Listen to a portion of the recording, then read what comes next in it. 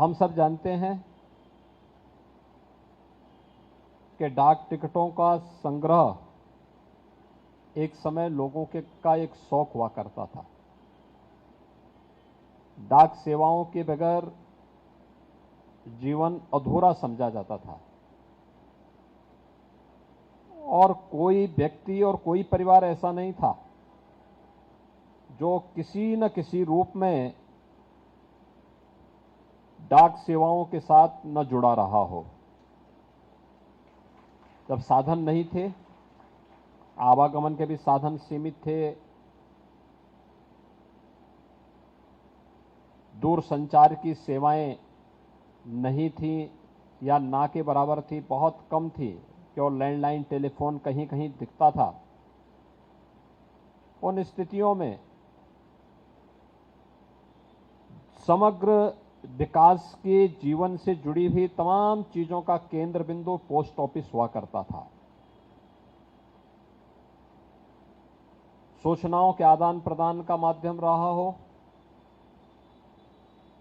या फिर पैसे भेजने का माध्यम मनी ऑर्डर के माध्यम से रहा हो या फिर छोटी पूंजी को जमा करने के लिए एक सामान्य परिवारों के लिए वे केंद्र वो हुआ करता था। लेकिन अपनी इन रचनात्मक गतिविधियों के साथ डाक टिकटों के संग्रह को एक समय काफी रुचि का क्षेत्र बना दिया था डाक सेवाओं ने, और डाक विभाग ने उसके माध्यम से पूरे वर्तमान को समेटते हुए अतीत को जोड़ने का एक बेहतर प्रयास भी किया था। आज हम सब यहां पर जुड़े हैं। हमने यहां पर देखा है कि जो 300 प्रकार की अधिक फ्रेम्स यहां लगे हुए हैं, जब हम लोगों ने एग्जीबिशन का यहां पर अभी उद्घाटन किया है,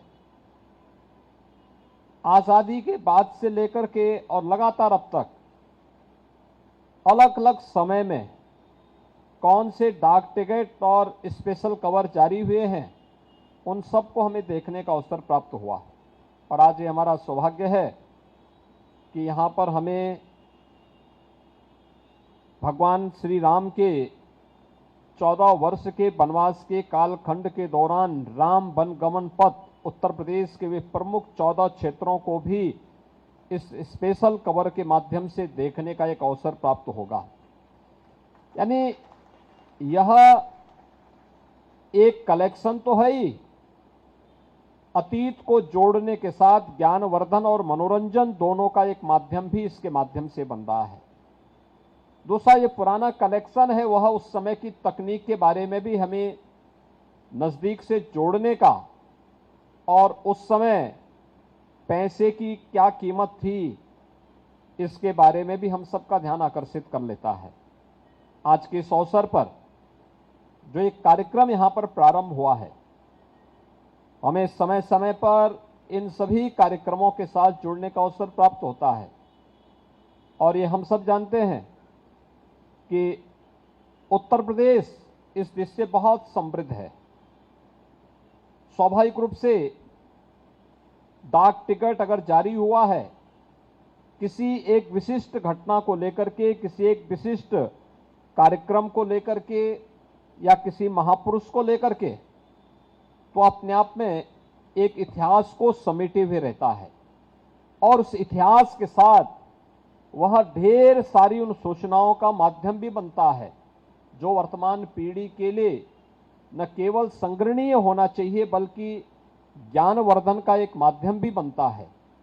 मुझे बताया गया कि भी 17 अक्टूबर को यहां पर भगवान बुद्ध से जुड़े हुए 6 प्रमुख स्थलों को लेकर के भी यहां पर विशेष प्रशिष्ट जारी किए जाएंगे। भगवान बुद्ध का जो राज परिवार था वह कपिलवस्तु में निवास करता था। भगवान बुद्ध ने अपना पहला ज्ञान उत्तर प्रदेश के सारनाथ की धरती पे ही दिया था। भगवान बुद्ध ने सर्वाधिक चातुर्मास उत्तर प्रदेश में ही व्यतीत किए थे। भगवान बुद्ध से जुड़ा हुआ 2-3 अन्य महत्वपूर्ण केंद्र महापरिनिर्वाण स्थली कुशीनगर उत्तर प्रदेश में है, कौशाम्बी उत्तर प्रदेश में है और संकिसा यह भी उत्तर प्रदेश के अंदर है। ये 6 प्रमुख स्थल उत्तर प्रदेश में भगवान बुद्ध से जुड़े हुए हैं, जहां पर पूरे देश और पूरी दुनिया के बौद्ध के अनुयायी आकर के इन सभी स्थलों के प्रति अपनी आस्था को व्यक्त करते हैं। और जब भी विश्व मानवता के सामने कोई संकट खड़ा होगा तो मैत्री और करुणा के लिए बुद्ध की ओर आशा भरी निगाहों से देखेगा, बुद्ध की धरती की ओर आशा भरी निगाहों से देखेगा।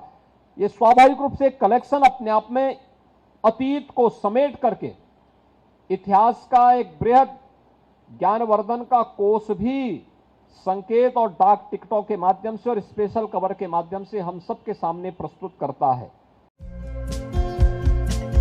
हमारे चैनल को लाइक, शेयर और सब्सक्राइब जरूर करें और नई अपडेट्स के लिए बेल आइकन दबाना ना भूलें।